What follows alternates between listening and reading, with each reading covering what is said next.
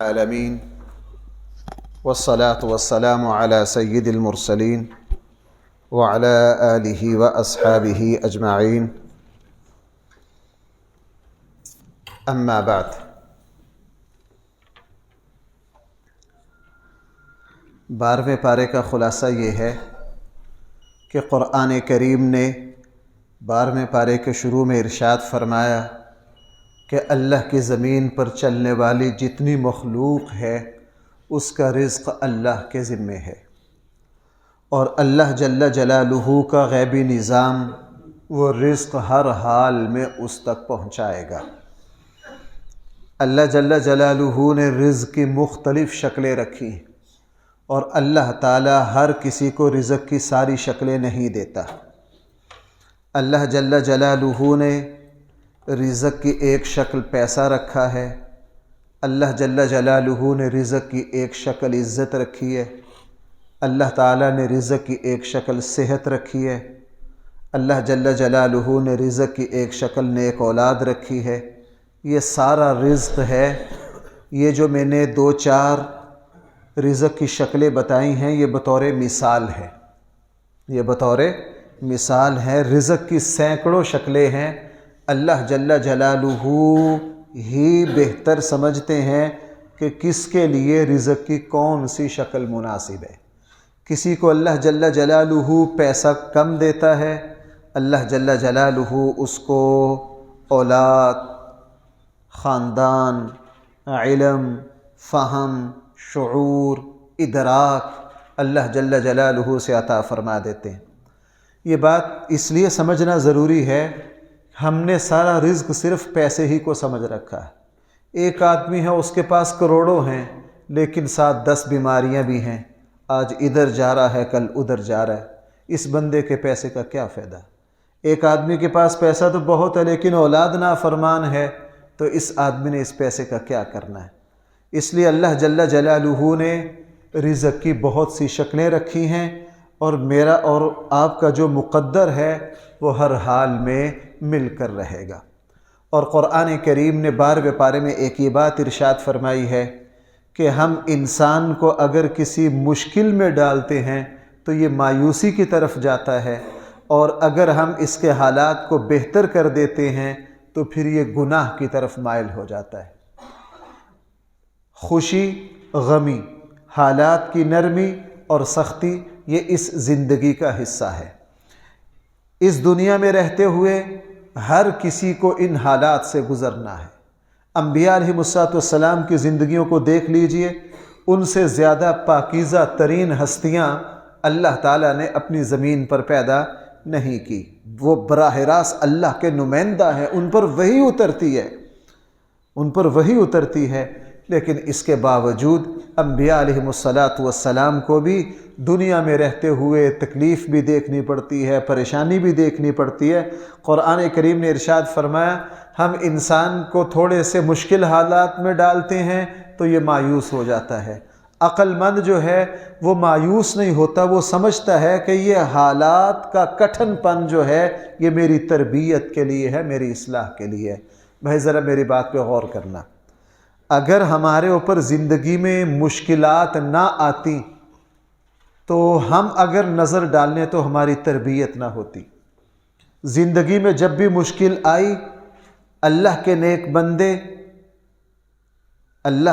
بندے، میں یہ شرط لگا رہا ہوں، عام بندوں کی بات نہیں کر رہا ہوں، جن کے مزاج میں کچھ نہ کچھ اللہ نے صحیح تربیت رکھی ہے، وہ فوراً اللہ کی طرف متوجہ ہوتے ہیں، اپنی غلطیوں کی اصلاح کی کوشش کرتے ہیں، ان کا اللہ تعالیٰ کی طرف رجوع بڑھتا ہے۔ اور قرآن نے اس حقیقت کو بیان کیا کہ ہم جو تمہارے اوپر پریشانیاں بھیجتے ہیں اس کا صرف ایک ہی مقصد ہے تاکہ تمہارے مزاج میں نرمی پیدا ہو، تواضع پیدا ہو، عاجزی پیدا ہو، اور تم اللہ تعالیٰ کی طرف رجوع کرنے والے بن جاؤ۔ اور اللہ جل جلالہ پھر آسانیاں بھی دیتے ہیں۔ آسانی اللہ جل جلالہ اس آزمائش کے لیے دیتے ہیں کہ آیا میرا بندہ اب میری طرف متوجہ ہوتا ہے یا نہیں۔ قرآن کریم نے 12ویں پارے میں ایک یہ بات ارشاد فرمائی ہے اصل میں قرآن نے 3-4 جگہ یہ فرمایا. پہلے یہ بات فرمائی تھی کہ تم اس پورے قرآن کریم کی مثل لاؤ، پھر فرمایا اس جیسی کچھ صورتیں بنا لاؤ، پھر فرمایا اس جیسی کوئی ایک صورت ہی لے آؤ. قیامت تک قرآن کریم کی مثل اور نقل نہیں اتر سکتی. صرف اس کا ایک پہلو ہی لے لیجئے، ویسے تو اس میں سینکڑوں، صرف ایک پہلو لے لیجئے. ہم دنیا کا کوئی بھی اعلیٰ سے اعلیٰ مضمون اور اعلیٰ سے اعلیٰ شعر 2-4 دن پڑھیں، اس کے بعد اکتا جائیں گے. اللہ جل جلالہ نے اس قرآن کریم میں ایسی برکت رکھی ہے کہ اس کی سورہ فاتحہ کو ہم ہر نماز میں پڑھتے ہیں، لیکن کبھی بھی جی نہیں چاہتا کہ یار سورہ فاتحہ میں 40 سال سے پڑھ رہا ہوں، آج نماز کے شروع میں سورہ فاتحہ کی جگہ سورۃ الناس پڑھوں یا سورہ فلق پڑھوں. ایسا ہو نہیں سکتا. جتنا اس کی تلاوت کی جاتی ہے انسان کبھی بھی سیر نہیں ہوتا. قرآن کریم نے 12ویں پارے میں ایک یہ بات ارشاد فرمائی ہے کہ جو لوگ صرف دنیا ہی اکٹھا کرنا چاہتے ہیں، ان کی ساری بھاگ دوڑ دنیا ہی کے دائرے تک ہے، تو ہم ان کو پھر دنیا ہی کی نعمتیں دیتے ہیں، آخرت میں ان کا کوئی حصہ نہیں. جو دنیا کا پجاری بنے گا، جس کی خواہشات، تمنائیں، آرزویں صرف دنیا تک ہیں کہ میری رہائش ایسی ہونی چاہیے، میرا کاروبار ایسا ہونا چاہیے، میری گاڑی یہ ہو، میری فلاں چیز ایسی ہو، وہ صرف اس کی ساری بھاگ دوڑ، اس کی زندگی کا مقصد صرف جانوروں کی طرح اپنی خواہشات پوری کرنا ہے، تو قرآن کریم نے ارشاد فرمایا وہ تو ایک جانور ہے.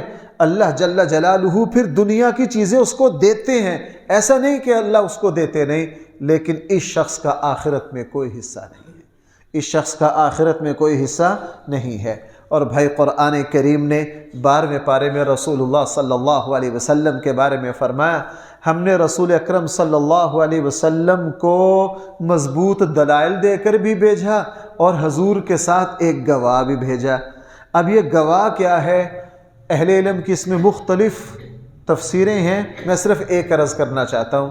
رسول اکرم صلی اللہ علیہ وسلم کی زندگی میں حضور علیہ السلام کی گواہی ایک بہت بلکہ مضبوط ترین گواہی نبی کریم صلی اللہ علیہ وسلم کا چہرہ انور تھا. آپ علیہ السلام کو جو دیکھتا، حضرت عبداللہ بن سلام یہودیوں کے بڑے عالم، اور عرب زمین پر جو یہودیوں کے 12 بڑے علماء تھے ان میں سے تھے، اور یہودیوں نے ان کو بھیجا کہ تم چیک کر کے آؤ کہ مدینہ میں جو صاحب یہ کہہ رہے ہیں کہ میں اللہ کا نبی ہوں، دیکھو وہ اللہ کے نبی ہیں یا نہیں. حضرت عبداللہ بن سلام فرماتے ہیں کہ میں جب مدینہ حاضر ہوا تو میرا نبی کریم صلی اللہ علیہ وسلم کے چہرہ انور پر پہلی نظر پڑی تو میرے ضمیر نے یہ کہا کہ میں قسم کھاتا ہوں زمین و آسمان کے رب کی، یہ چہرہ کسی جھوٹے کا نہیں ہو سکتا، یہ چہرہ کسی جھوٹے کا نہیں ہو سکتا. اسی لیے رسول اکرم صلی اللہ علیہ وسلم کو اللہ جل جلالہ نے جسمانی طور پر کچھ ایسے کمالات عطا کیے تھے جو آپ کا چہرہ دیکھتا وہ فوراً کہہ اٹھتا کہ یہ کسی جھوٹے کا چہرہ نہیں ہو سکتا. رسول اکرم صلی اللہ علیہ وسلم سے کوئی ملتا، آپ علیہ السلام کی طبیعت کی مٹھاس اس کو اتنا متاثر کرتی کہ وہ خود کہہ اٹھتا کہ یہ واقعی اللہ کے نبی ہیں. رسول اللہ صلی اللہ علیہ وسلم اگر 8-10 افراد میں کھڑے ہوتے تو دور سے دیکھنے والا یوں سمجھتا کہ رسول اللہ صلی اللہ علیہ وسلم کا قد سب سے اونچا ہے. حالانکہ اللہ کے نبی کو اگر اکیلے کوئی دیکھتا تو اللہ کے نبی کا قد مناسب، اللہ کے نبی کا قد کیا مناسب. رسول اللہ صلی اللہ علیہ وسلم جب گفتگو کرتے تو آپ علیہ السلام کی آواز میں اتنی مٹھاس ہوتی کہ اگر 10,000 بندہ سامنے بیٹھا تو آخری بندے کو بھی آواز چلی جاتی، لیکن جو شروع میں بیٹھا ہوتا وہ بھی تنگ نہ پڑتا. یعنی اللہ جل جلالہ نے اسی لیے رسول اکرم صلی اللہ علیہ وسلم سے صحابہ اکرام جب مصافحہ کرتے، آپ علیہ السلام سے معانقہ کرتے، آپ علیہ السلام کے پسینہ مبارک کی خوشبو کو سونگھتے، اس طرح کی دسیوں باتیں تھیں کہ جو بھی رسول اللہ صلی اللہ علیہ وسلم کے جسم اطہر کو دیکھتا، ملتا، آپ کی باتیں سنتا تو اس کا ضمیر فوراً کیا اٹھتا، یہ کیا ہیں؟ یہ اللہ کے حبیب ہیں، یہ عام انسان نہیں ہیں. اور بھائی قرآن کریم نے 12ویں پارے میں پھر سب سے زیادہ واقعات کو ذکر کیا. قرآن یہ جو 12واں پارہ ہے یہ اکثر پہلی قوموں کے حالات و واقعات پر مشتمل ہے، تقریباً پورا پارا۔ اسی لیے اس میں بہت سی قوموں پر عذاب کا ذکر ہے، قوم نوح پر، قوم ہود پر، قوم سمود پر، اور قوم لوط پر، قوم شعیب پر، اور فرعون پر، حضرت موسیٰ علیہ السلام کے مد مقابل جو تھا، یہ پوری عذاب کی داستان ہے۔ اسی لیے رسول اکرم صلی اللہ علیہ وسلم بھائی جب سورہ ہود پڑھتے نا تو آپ علیہ السلام کی طبیعت پر ان عذاب کی وجہ سے ایسے اثرات ہوتے۔ ایک مرتبہ ایک روایت میں یہ ہے کہ حضرت عباس نے، ایک میں یہ ہے کہ حضرت صدیق اکبر نے رسول اللہ صلی اللہ علیہ وسلم سے یہ عرض کیا، اللہ کے حبیب ہم دیکھ رہے ہیں کہ آپ جلدی سے بوڑھے ہو رہے ہیں۔ کیا سوال کیا؟ آپ جلدی سے کیا ہو رہے ہیں؟ بوڑھے ہو رہے ہیں، آپ کی داڑھی بڑی جلدی سے سفید ہو رہی ہے۔ تو رسول اللہ صلی اللہ علیہ وسلم نے فرمایا سورہ ہود جیسی صورتوں نے مجھے بوڑھا کر دیا ہے، سورہ ہود جیسی صورتوں نے مجھے کیا کر دیا ہے؟ چونکہ نبی سمجھ رہا ہوتا ہے۔ اب جیسے زلزلہ آتا ہے نا، ہم تو فٹافٹ چیک کرتے ہیں یہ کتنے اشاریہ کتنے فیصد کیا ہوا فلاں ہوا نہ، جو اللہ کے نیک بندے ہوتے ہیں وہ کانپ جاتے ہیں، وہ کانپ جاتے ہیں کہ یہ ہماری کرتوتوں کی وجہ سے یہ ہو رہا ہے، ہمارے گناہوں کی وجہ سے ہو رہا ہے۔ آپ اندازہ لگائیے امام الانبیاء صلی اللہ علیہ وسلم کا جو سراپا گناہوں سے معصوم، میں بار بار عرض کر چکا ہوں، انبیاء علیہ السلام تو گناہ کرنا تو دور کی بات ہے، انبیاء علیہ السلام کو گناہ کا کبھی خیال بھی نہیں آتا، لیکن اس کے باوجود چونکہ وہ اللہ کے جہاں اللہ کے غفور الرحیم ہونے کو سمجھتے ہیں، انبیاء علیہ السلام وہاں اللہ کے جبار اور قہار ہونے کو بھی سمجھتے ہیں۔ اس لیے قرآن کریم نے تفصیل سے 12واں پارہ سارا واقعات پر مشتمل ہے۔ میں ایک دو منٹ میں مختصر عرض کرتا ہوں۔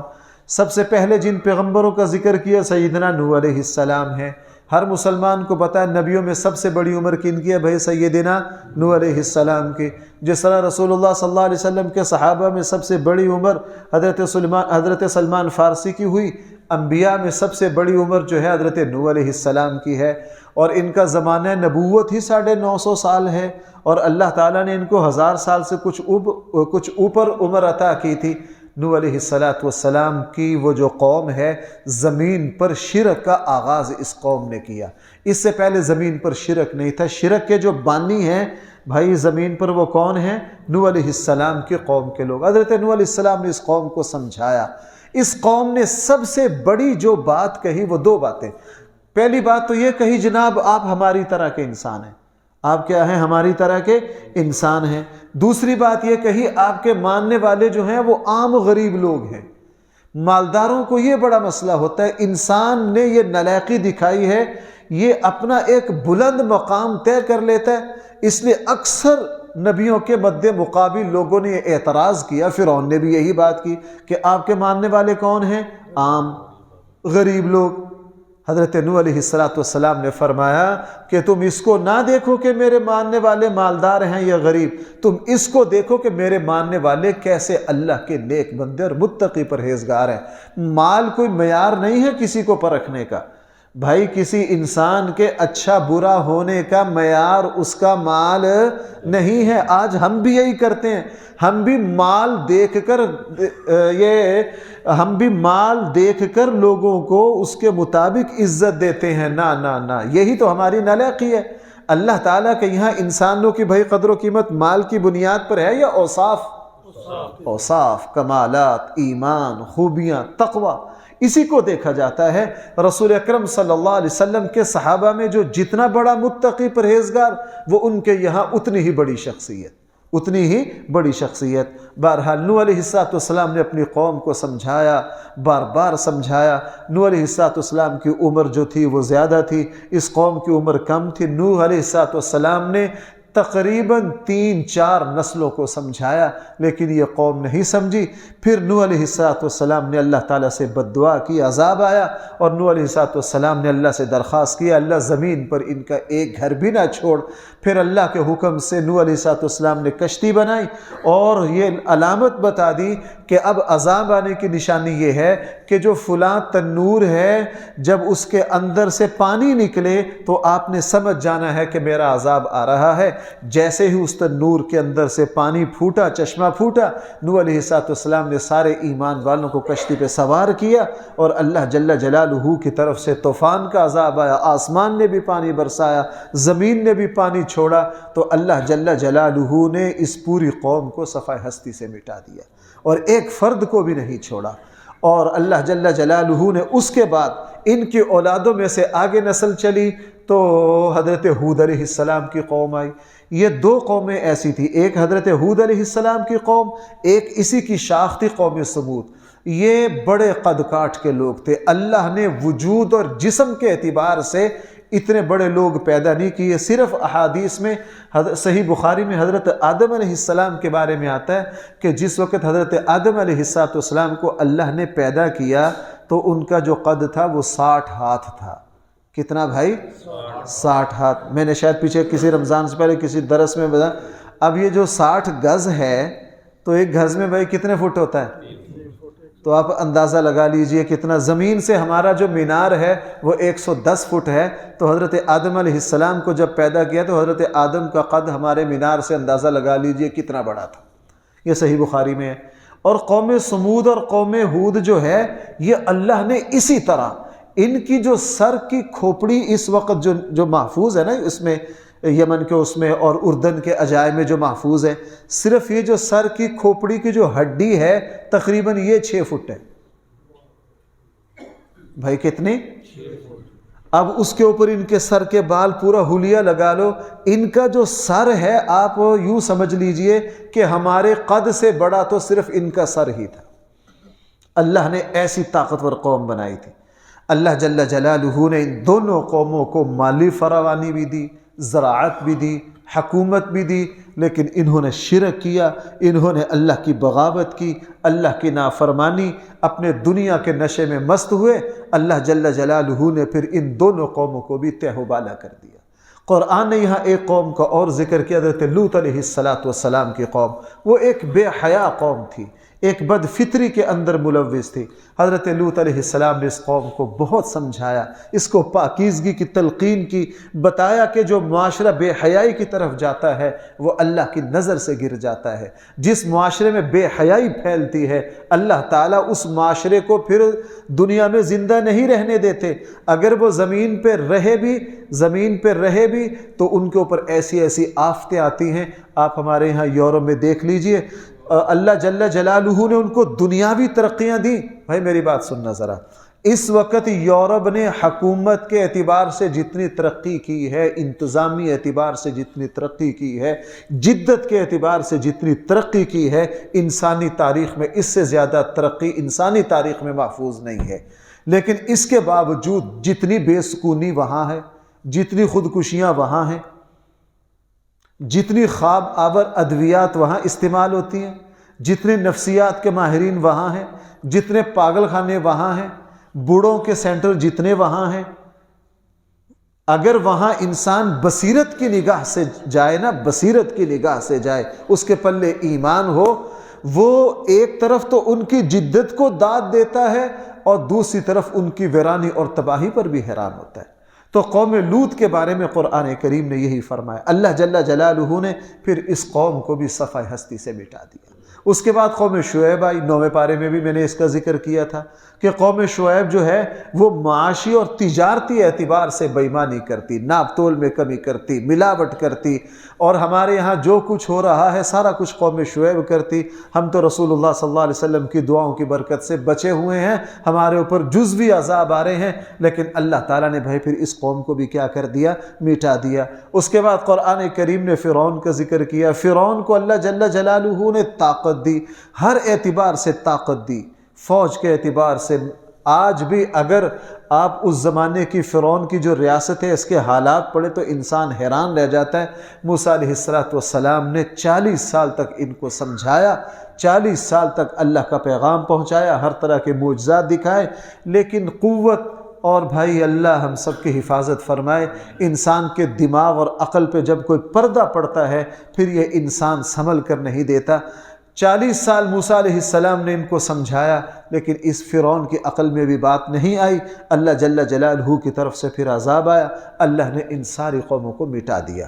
اصل آئیے مقصد کی طرف، قرآن کریم ان ساری قوموں کی داستانیں میرے اور آپ کے سامنے اس لیے رکھ رہا ہے تاکہ میرے حبیب کی امت ان کوتاہیوں سے بچے، تاکہ میرے حبیب کی امت بھائی ان کوتاہیوں سے بچے۔ قرآن کریم کو قصہ کی کہانیوں کی کوئی ناول نہیں ہے، قرآن کریم عبرت کے لیے یہ واقعات بیان کرتا ہے۔ ابھی میں نے عرض کیا ہمارے آقا صلی اللہ علیہ وسلم ان واقعات کو پڑھ کے بھائی کیا فرمایا کہ میرے اوپر بڑھاپا کس کی وجہ سے آ رہا ہے؟ سورہ ہود کی وجہ سے۔ اور ہم ہیں دن رات، دیکھو بھائی میں ایک بات آپ سے عرض کروں، اب کلی عذاب تو نہیں آئے گا، لیکن ہم اپنے معاشرے میں دیکھ رہے ہیں بعض خاندانوں پر زوال آیا، ہمیں پتہ ہوتا ہے سود کی وجہ سے آیا ہے، بعض خاندانوں پر زوال آیا، ہمیں پتہ ہوتا ہے کہ کس گناہ کی وجہ سے آیا ہے، بعض گھروں پر بھائی معاشرے میں ایسے واقعات ہیں یا نہیں، ہم ان سے کوئی عبرت نہیں لیتے، ہم ان سے کوئی عبرت نہیں لیتے۔ ہم نے یہاں دیکھا کہ بعض خاندانوں پر زوال آیا ظلم کی وجہ سے، ہم دیکھتے ہیں بعض لوگوں پر زوال آیا غرور اور تکبر کی وجہ سے، بعض لوگوں پر زوال آیا وہ ماں باپ کے نافرمان تھے، انہوں نے ماں باپ کا حق ادا نہیں کیا، اللہ نے ان کو ذلیل و رسوا کیا۔ ابھی مجھے ایک دوست بتا رہے تھے کہ فلاں جو ہمارے جاننے والے تھے وہ پورے ضلع میں سب سے مالدار لوگ تھے، ان کے آگے والے نئی نسل آئے وہ سارے جواری تھے، جوا کھیلتے تھے، اب وہی لوگ اسی شہر میں بھیک مانگتے ہیں۔ اب ہم نے دیکھا کہ جوا کی وجہ سے جو شہر کے سب سے مالدار لوگ تھے بھائی وہ کہاں پہنچ گئے؟ وہ بھیک مانگنے تک پہنچ گئے۔ ہم دائیں بائیں زوال دیکھتے ہیں، اللہ کی پکڑ کی شکلیں دیکھتے ہیں، لیکن ہم ان سے عبرت نہیں لیتے، ہم ان سے عبرت نہیں لیتے۔ میں نے شیخ سعدی رحمہ اللہ گلستان کے 8ویں باب میں شیخ سعدی نے ایک بات کہی ہے اور وہ قرآن ہی سے ماخوذ ہے۔ شیخ سعدی کہتے ہیں اے عقل مند تو دوسروں سے عبرت لے، اگر تو دوسروں سے عبرت نہیں لے گا نا پھر ایک دن آئے گا لوگ تجھ سے عبرت لیں گے۔ اور آگے شیخ سعدی نے کہا کہ تو دن رات لوگوں کے مرنے کے اعلان سنتا ہے، کیوں بھائی ہم دن رات اعلان سنتے ہیں کہ نہیں؟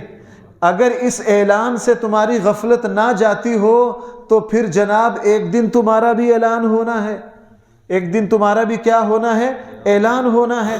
ہم دن رات جنازے دیکھتے ہیں، ہم یہ بھی دیکھ رہے ہیں کہ اچانک موت ہو گئی، کیا ہو؟ بالکل تندرست، عمر کتنی ہے جی؟ 45 سال، بالکل تندرست ہیں، رات کو اچانک دل کی تکلیف ہوئی اور تصور ہی نہیں تھا، اگلے دن جنازے میں جا رہے ہیں، لیکن ہم اس کا جنازہ پڑھ کے اس کو بیچارہ کہہ کے اس کے لیے مغفرت کی دعا کر کے آ جاتے ہیں، لیکن اپنے لیے کوئی کہ بھائی میری زندگی کدھر جا رہی ہے، میں کیا کر رہا ہوں، میری زندگی میں کہاں کہاں کوتاہیاں ہیں۔ قرآن کریم نے ان سارے واقعات کو بیان کر کے مجھے اور آپ کو جھنجھوڑا ہے، بیدار کیا ہے، جناب ان خامیوں سے بچو۔ اسی لیے قرآن کریم پہلے قوموں کے واقعات کے صرف وہی حصے بیان کرتا ہے جو میرے اور آپ کے لیے عبرت کے لیے، جو بھائی میرے اور آپ کے لیے کیا ہے۔ اس لیے قرآن نے کہا لَقَدْ كَانَ فِي قَصَصِهِمْ عِبْرَةٌ لِأُولِي الْأَلْبَابِ، عقل مندوں کے لیے ان واقعات میں بہت عبرت ہے۔ وہ فرعون جس کو کبھی سر کا درد نہیں ہوا، وہ فرعون جس کی فوج 7-8 لاکھ افراد پر مشتمل تھی اور جس نے خدائی کا دعویٰ کیا، اللہ تعالیٰ نے خدائی کا دعویٰ کرنے کے بعد بھی 40 سال تک اس کو مہلت دی، لیکن پھر جب اللہ کی پکڑ آئی تو آج بھی جا کے دیکھ لیجئے مصر کے عجائب خانے میں اس کی جو لاش ہے وہ عبرت کدہ بنی ہوئی۔ اللہ جل جلالہ نے پوری طاقت سمیت اسے کیا کر دیا؟ غرق کر دیا۔ اسی لیے قرآن کریم یہ واقعات میرے اور آپ کے سامنے بیان کرتا ہے۔ اور بھائی صحابہ اکرام کی حالت تو یہ تھی کہ جس وقت قرآن کریم کے یہ واقعات ان کے سامنے آتے وہ کانپ جاتے۔ حضرت عمر رضی اللہ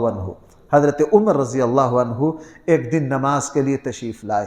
حضرت عمر نے ایک شخص کو دیکھا کہ وہ طور کی تلاوت کر رہا ہے، وَالطُّورِ وَكِتَابٍ مَّسْطُورٍ فِي رَقٍّ مَّنشُورٍ۔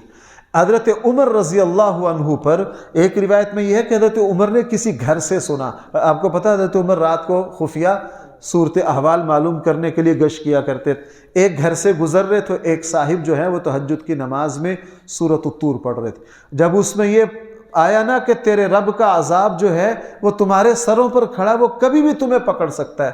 حضرت عمر نے جب یہ آیت سنی ایسا خوف طاری ہو گیا کہ اسی گلی میں بیٹھ گئے، اور مفسرین نے فرمایا حضرت عمر کو 8 دن تک بخار رہا۔ بھائی یہ وہ لوگ ہیں جنہوں نے حضور علیہ السلام کی زبان مبارک سے جنت کی بشارتیں سنی، لیکن اللہ کا اتنا خوف، اللہ کا اتنا خوف۔ تو بھائیو، میرا قرآن کریم یہ واقعات بیان کر کے مجھے اور آپ کو یہ سبق دے، لوگو تم بھی ذرا عبرت لو، اپنی غفلت سے باہر آؤ، اپنی زندگی پر نظر ثانی کرو، اور اپنی زندگی میں جہاں جہاں کوتاہیاں ہوں ان کو دور کرنے کی کوشش کرو۔ 12ویں پارے کے آخری جو پو ہے وہ سورہ یوسف پر مشتمل ہے، اور سورہ یوسف کا کچھ حصہ 12ویں پارے میں ہے، اور سورہ یوسف کا زیادہ حصہ جو ہے وہ 13ویں پارے میں ہے۔ انشاءاللہ سورہ یوسف سے جو خلاصہ ہوگا وہ کل کے درس میں عرض کیا جائے گا۔ اللہ تعالی ہم سب کو صحیح فہم عطا فرمائے۔ الحمدللہ رب العالمین، والصلاة والسلام على سید الانبیاء والمرسلین وعلى آلہ واصحابہ اجمعین۔ ربنا آتنا في الدنيا حسنة وفي الآخرة حسنة وقنا عذاب النار۔ صلی اللہ